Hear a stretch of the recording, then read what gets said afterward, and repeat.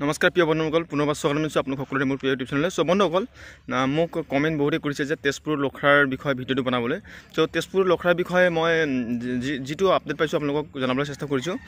যিটো মানে কি ৰানিংটো ক'বলৈ গ'লে ৰানিং বহুত নৰ্মেল হৈ আছে বুলি কৈছে, যিহেতু ফিল্ডত হৈছে, কিন্তু মিনিমাম 60% ল'ৰাবোৰে পাছ কৰিছে। চ' ৰানিঙৰ বিষয়টো আৰু কি ক'ম, তো নৰ্মেল হৈ আছে। আপোনালোকে যদি সময়মতে প্ৰেক্টিছ কৰিছে, সময়মতে যদি টাইমত যদি ঘৰত ৰখিছে, তেনেহ'লে নিশ্চয় পাৰিব।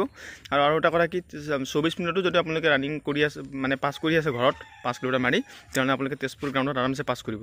আৰু মেডিকেলৰ কথা ক'বলৈ গ'লে মেডিকেলৰো ইমান হাৰ্ড হোৱা নাই, নৰ্মেল হৈছে। আৰু যিটো ব্লাড টেষ্ট হওক বা ইউৰিন টেষ্ট হওক, এইটো আপোনালোকৰ বাহিৰৰ মেডিকেলত কৰিছে। তেজপুৰ কিবা গৰৈমাৰী SSB কেম্প, গৰৈমাৰীত মানে কি ব্লাড টেষ্ট, ইউৰিন টেষ্ট এইবিলাক কৰিছে। আৰু বাকী গোটেই যিটো কালাৰ ভিজন হওক বা ডিষ্টেঞ্চ টেষ্ট, গোটেইখিনি আপোনাৰ লখৰা সেই আছাম ৰাইফল কেম্পতে কৰিছে।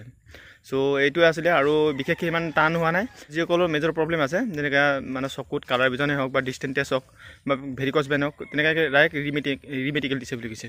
আৰু যিবিলাকৰ অলপ যিটো যদি প্ৰব্লেম আছে, সিহঁতক ফিট কৰাইছে বুলি কৈছে। চ' ইমান টেনশ্যন ল'বলগীয়া নাই। চ' নৰ্মেলি হৈছে মেডিকেল তো লখৰাটো। চ' ৰানিঙো পাছ কৰিব, ভাল ফিল আছে।